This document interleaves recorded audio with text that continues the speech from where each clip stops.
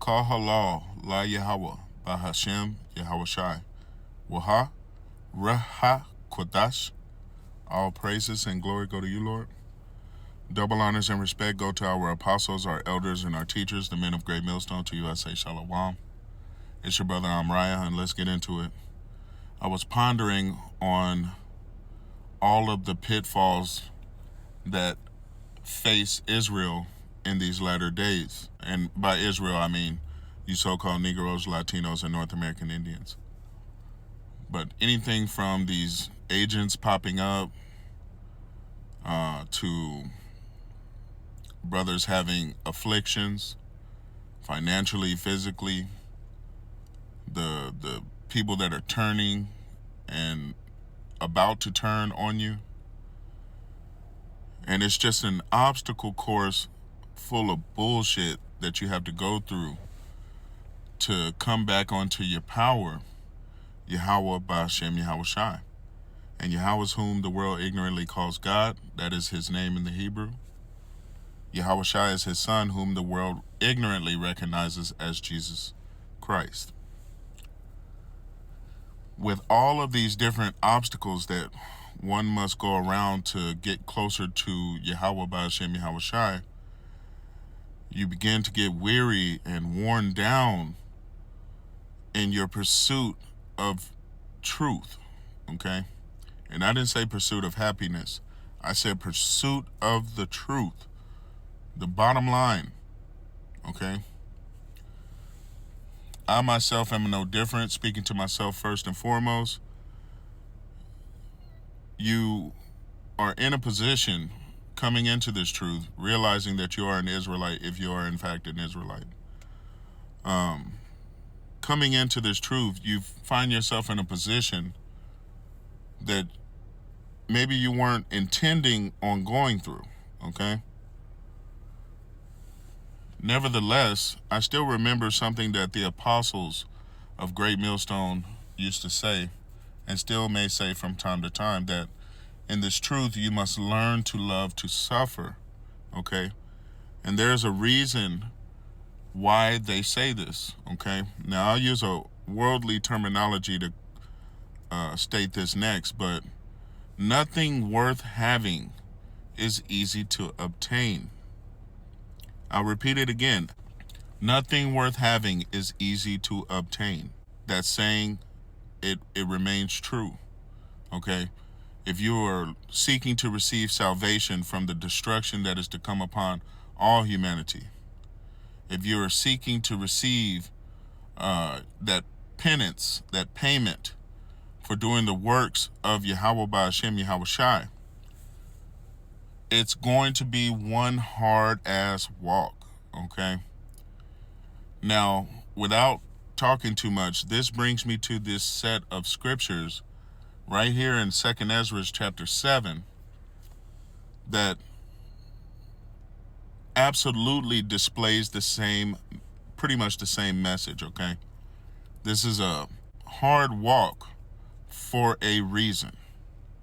No matter what you have to go through, it is definitely worth it to go through this walk in order to receive the truth, to receive the payment at the end of this journey.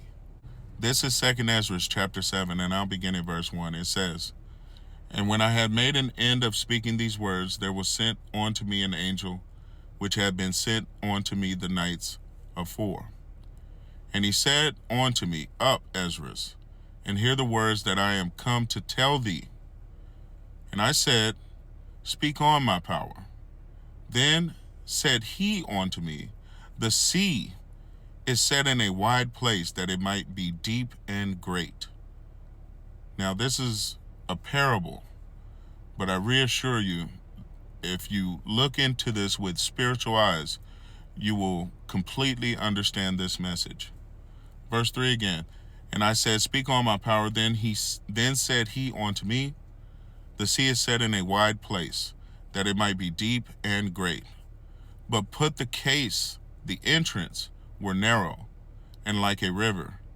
Who then could go into the sea to look upon it, and to rule it?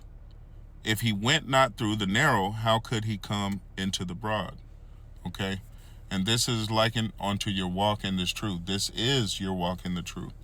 Because the reward deals with salvation. It deals with the second covenant, having the laws, the statutes, and commandments written in your inward parts.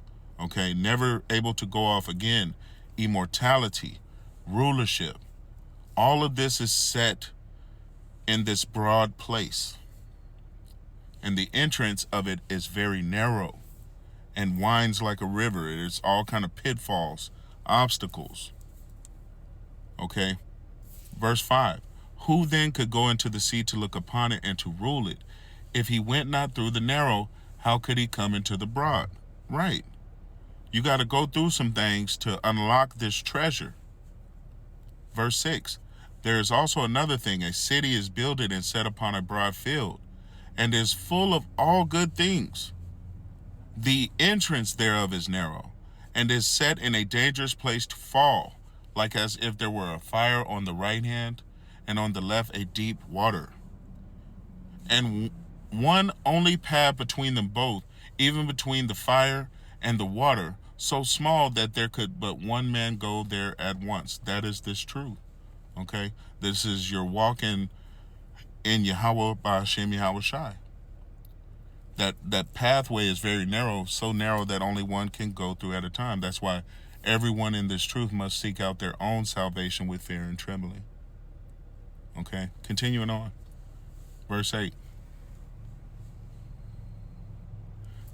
And one only path between them both, even between the fire and the water, so small that there could but one man go there at once. If the city now were given unto a man for an inheritance, if he never shall pass the danger set before it, how shall he receive this inheritance? Right. If you're going to receive what the Lord, Yahweh by Hashem Yahweh Shai, has for you, you got to go through some things. You got to go through some obstacles. You're going to have to go around agents. You're going to have to go around afflictions. You're going to go around poverty and all these different pitfalls that are set in the pathway. And with it being narrow, you are narrowly escaping these pitfalls. Verse 10. I said, it is so, Lord. Then said he unto me, even so also is Israel's portion. Right. Verse 11. Because for their sakes I made the world, and when Adam transgressed my statutes, then was decreed that now is done. Then were the entrances of this world made narrow, full of sorrow and travail. Okay? That is our walk. It's full of sorrow and travail. Verse 12 again. Then were the entrances of this world made narrow, full of sorrow and travail. They are but few and evil, full of perils and very painful. For the entrances of the elder world were wide and sure, and brought immortal fruit. Verse 14. If then they that live labor not to enter these straight and vain things, they can never receive those that are laid up for them. Right. If you're not willing to run your race through this obstacle course, you will never receive the rewards that are laid up for the nation of Israel. Okay? Verse 15. Now therefore, why disquietest yourself, seeing you are but a corruptible man? And why are you moved, whereas you are but mortal? Why have you not considered in your mind this thing that is to come, rather than that which is present? Right. You're not keeping your eyes on the prize when you're in this mindset. And the prize, that reward, is the point of all of this. You got to keep your eyes on the prize and run the race, okay? Get through the obstacle course to the finish line to receive the prize. And that prize is more spectacular than you can ever imagine.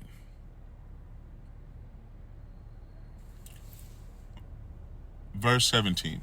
Then answered I and said, O Lord that bearest rule, you have ordained in your law that the righteous should inherit these things, but the ungodly should perish.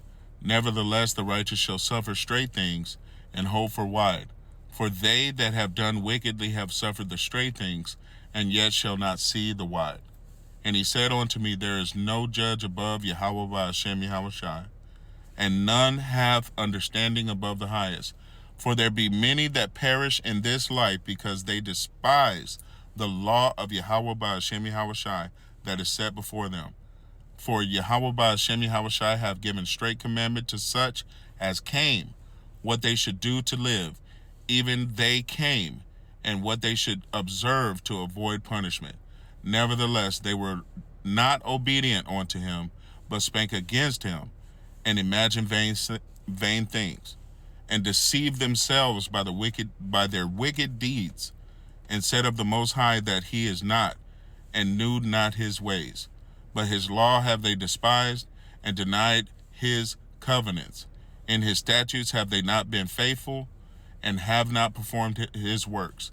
And therefore, Esdras, for the empty are empty things, and for the full are the full things. You're going to receive what you have put out.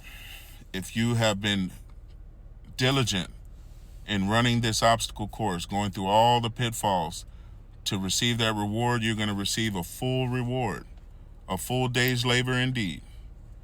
But if you allow these things to mess with your mind, to give you doubt, to plant that seed of doubt in your brain, and you begin to fall back, you begin to get distracted, you begin to seek other pathways, easier pathways, then in fact what is going to happen to you is you're going to receive empty things, okay?